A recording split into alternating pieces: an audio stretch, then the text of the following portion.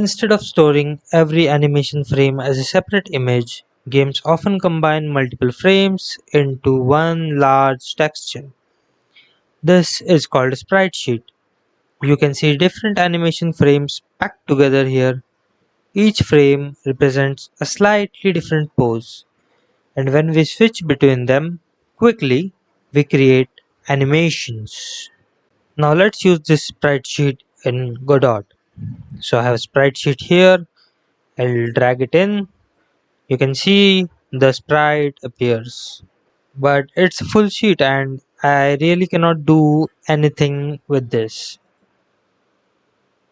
We want to split this into animation frames. So as you can see, here is a property called animation. If I open it, there is Hframes, there's Vframes. So these basically are how many vertical columns are there and how many horizontal columns are there. The Hframes is the horizontal columns and Vframes is vertical columns. So currently the values are 1 1. If I increase the Hframe, you can see how it's split into half. So basically it has two horizontal frames. If I do 3, it treats as it has 3 frames. So since I have 5, I'll do 5 here. Similarly for Vframes, I'll do 5. You can see I get the required sprite now. And it's not animated yet. So I need to animate it now. So you can see the next parameter which we have is the frame. If I increase the frame, you can see it's moving slightly. That's it. That's basically how the entire animation works. You keep on increasing frames, and when the frames move continuously, it appears as an animation. Simple as that. Now let's look at the frame coordinates. So you can see that this frame 24, x and y is 4 4. So it basically says that we're choosing the fourth frame from the x-axis and fourth frame from the y-axis.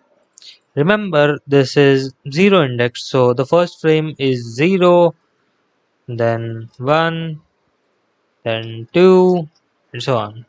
This really becomes useful for larger sprite sheets. For example, one row could be idle, another row could be walking, another row could be attack animations.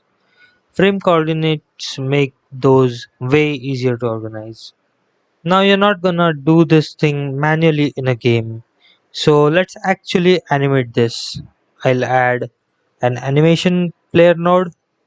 We will learn about this node later in this series, but for now just follow along to see how it could be implemented with the sprite node.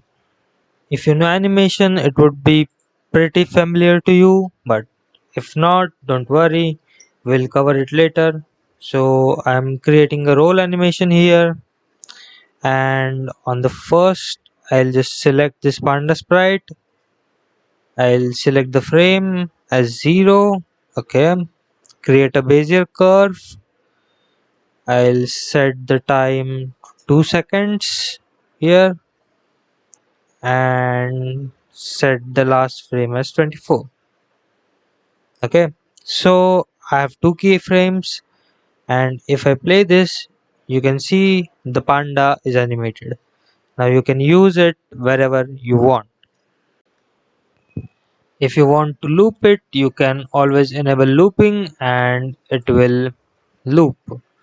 This is perfect for idle animations, walking cycles, enemy movements, and environmental effects. Now that you have learned it, you can very easily create a scene like this, where the pandas are just animated and we have a static background. If you are stuck at any point or have any queries, you can feel free to put it in the comment and I'd be very happy to answer it. See you in the next one.